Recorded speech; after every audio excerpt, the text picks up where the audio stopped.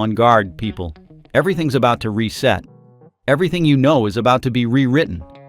Yeah, what would you do if I told you your life is basically heading for a quiet reboot? Not tomorrow. Not someday. But soon enough that economists are whispering about it behind closed doors. Rising debt, aging populations, AI replacing jobs, currencies shifting. The pressure is stacking.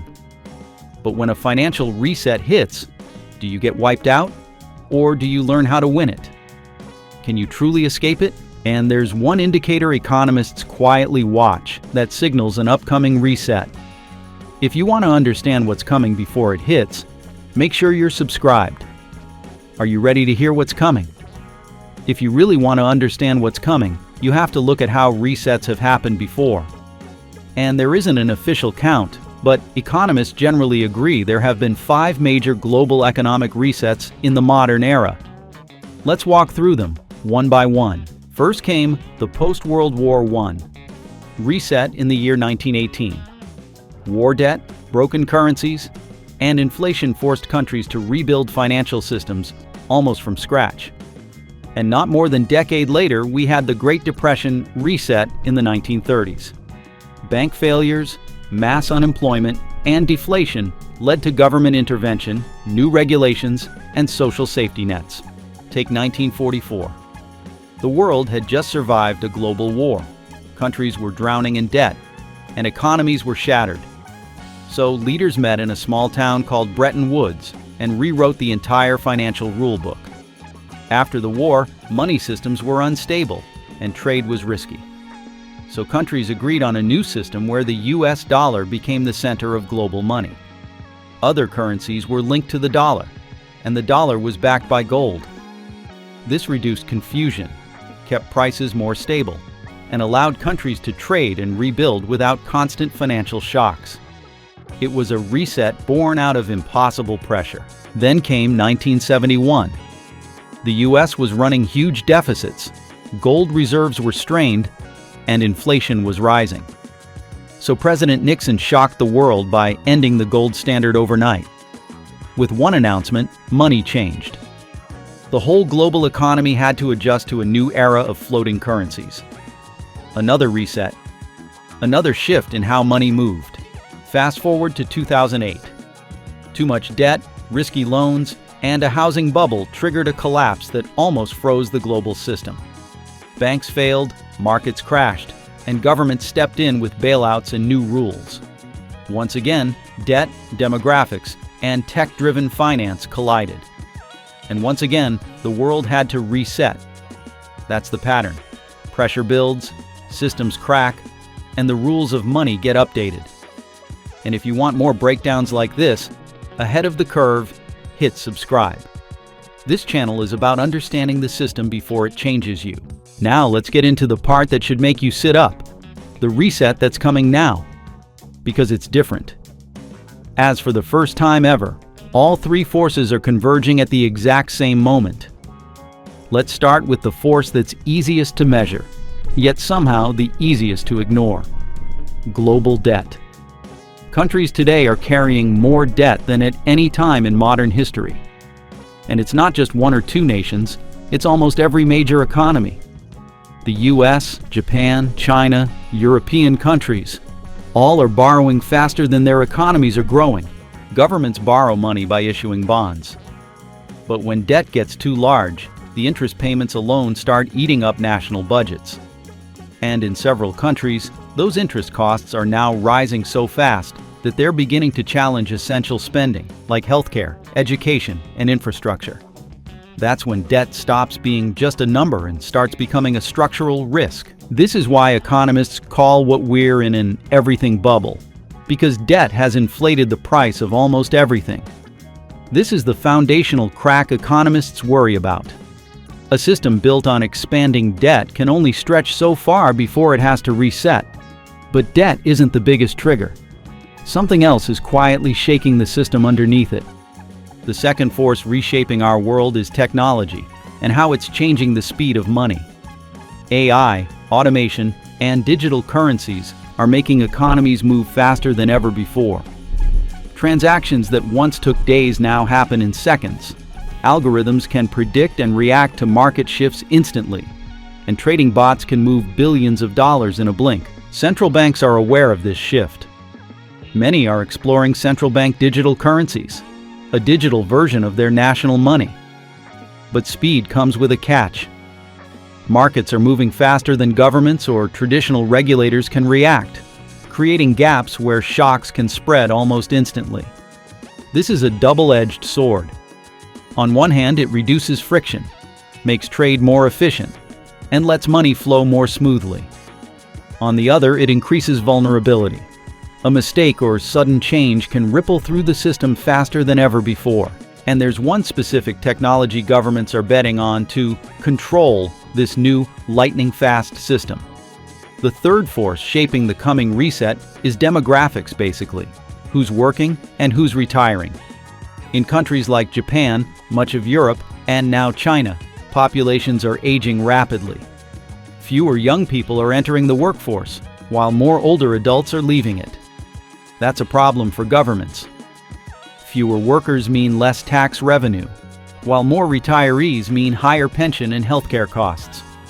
Growth slows, budgets strain, and the debt problem from force number one gets even worse. At the same time, developing countries are growing younger populations, which could be an economic advantage.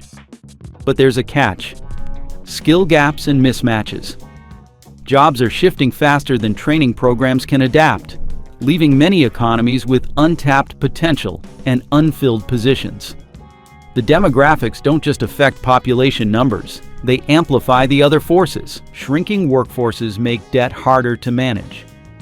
Fast-moving technology creates opportunities, but only if there are skilled workers to use it. Together, they're intensifying the pressure on global systems.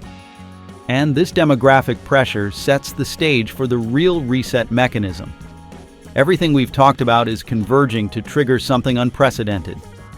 What exactly is an economic reset? Simply put, it's a restructuring of how a society manages debt, creates money, and measures value and productivity. Think of it less as a disaster and more like a software update for the global economy. Resets can take several forms. There are inflation resets, where rising prices quietly reduce the real burden of debt. Currency revaluations can change how money is measured internationally.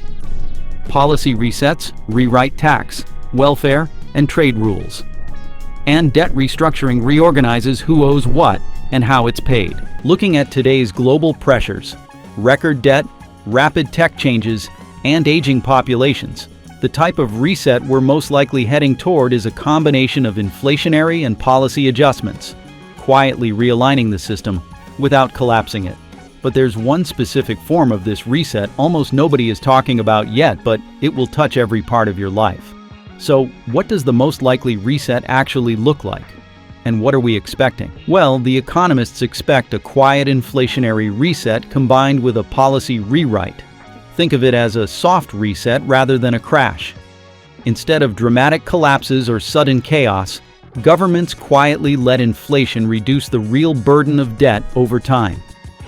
Interest rates, which have been climbing in some countries, would gradually return to a long-term low trend, making borrowing cheaper and helping economies stabilize. Meanwhile, policy reforms quietly reshape the system. Taxes might rise subtly, retirement ages could be adjusted, and welfare programs are restructured to match the new economic reality. This isn't about panic, it's about recalibration. Money moves differently, rules get updated, and the system adjusts to survive. This reset also shifts power, and not in the way you think. Central banks, technology platforms, and governments gain tools to steer economies more directly than ever. But at the same time, individuals who understand these changes early can position themselves to benefit. But how would this reset actually touch your daily life? First, the cost of living is likely to rise, quietly but steadily. Essentials like food, energy, and housing may climb faster than wages, making careful budgeting more important than ever. Next, digital payments will dominate. Cash will become less common as central banks push digital currencies, tracking transactions more efficiently and making money flow faster. The job market will polarize. High-skill, tech-savvy roles will be in demand, while many traditional or repetitive jobs may shrink or disappear. For housing, buying a home could become harder in many countries, pushing long-term renting to the norm. This reset also shifts power. Central banks and major tech platforms gain unprecedented control through digital currencies and surveillance-style economic tools. They can influence spending, borrowing, and investments more directly than ever before. But resets always create winners. Those who understand the system, adapt early, and position themselves correctly often benefit the most. The upcoming changes are literally opportunities. First, skills matter more than degrees. AI and automation are reshaping the job market, so developing tech-savvy, creative, or problem-solving skills can make you AI-proof and in demand. Next, financial preparedness is key. An emergency fund plus a diversified asset mix, including stocks, bonds, and possibly alternative investments, can provide stability as markets adjust. Understanding digital money and fintech tools is no longer optional. Knowing how to navigate digital currencies, online banking, and new financial platforms will give you an edge. Geography matters too. Follow demographic boom areas. Regions with growing young populations and expanding economies often present the best opportunities for work, investment, and growth. The real reset isn't the collapse of the system, it's the upgrade. Governments, technology, and markets are rewriting the rules. And the people who understand those rules early don't panic, they position themselves. This reset isn't about fear, it's about foresight. Because when systems change, those who prepare don't just survive, they win. If you want to stay ahead of these shifts, understand money, and learn how to move with the system instead of against it, subscribe to the channel. But what do you think? Let us know in the comments below, and don't forget to check out Economic Theory, ranked from the best to worst.